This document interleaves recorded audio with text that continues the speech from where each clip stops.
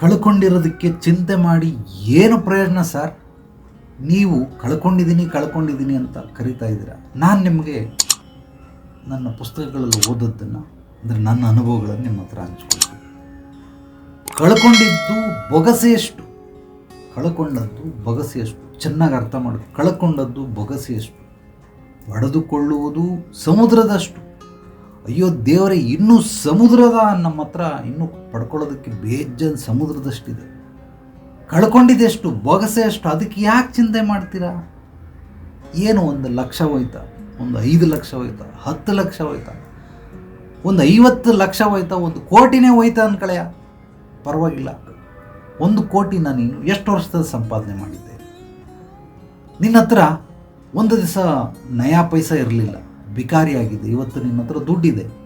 ಎಷ್ಟು ಸಮಯ ತೆಗೆದುಕೊಳ್ತು? ಲಕ್ಷ ಮಾಡೋದಕ್ಕೆ ಎಷ್ಟು ಸಮಯ ತೆಗೆದುಕೊಂಡೆ? ಕೋಟಿ ಮಾಡೋದಕ್ಕೆ ಎಷ್ಟು ಸಮಯ ತೆಗೆದುಕೊಂಡೆ? ಅಷ್ಟು ಸಮಯ ನಿನಗೆ ಇನ್ನು ಮುಂದೆ ಇಲ್ವಾ? ಇನ್ನು ಎಷ್ಟು ಏಜ್ ನಿನಗೆ? ಒಂದು 40-45 ವರ್ಷ ವಯಸ್ಸು. ಸೊ ಖಂಡಿತವಾಗ್ಲೂ ನಿನಗೆ ಮುಂದೆ ಇದೆ. ಡೆಫಿನೆಟ್ಲಿ ಮಾಡ್ಬೋದು. ಅವಾಗ ಝೀರೋಯಿಂದ ಬಂದಿದೆಯಾ? ಈಗ ನೀನು ಝೀರೋ ಅಲ್ಲ, ನೀನು ಜ್ಞಾನಿ. ವ್ಯಾಪಾರ ವ್ಯವಹಾರದಲ್ಲಿ ಅತ್ಯದ್ಭುತವಾದ ಹಿಡಿತಾ ಇದೆ ನಿನಗೆ. ಈಗ ನಿನಗೆ ಅಷ್ಟು ಸಮಯ ಬೇಕಾಗಿಲ್ಲ. ಅದಕ್ಕೆ ಯಾಕಲೇ ನೀನು ತಲೆ ಕೆಡಿಸ್ಕೊಳ್ತೀಯ?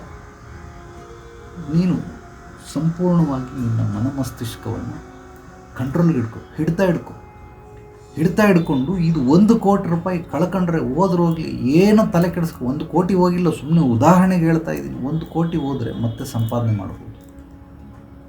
ನಾನು ಹೇಳೋದನ್ನು ಆಳವಾಗಿ ಅರ್ಥೈಸ್ಕೊಳ್ಳೋದಕ್ಕೆ ಪ್ರಯತ್ನ ಪಡು. ಇದೇ ಜ್ಞಾನ.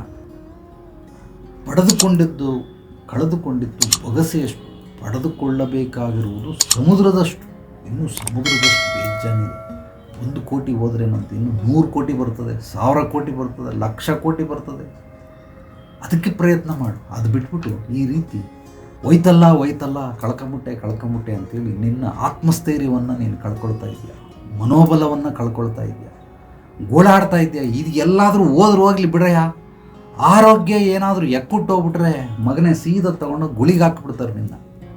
ಇದನ್ನು ಬಹಳ ಕೇರ್ಫುಲ್ಲಾಗಿ ನೀನು ಗಮನಿಸು.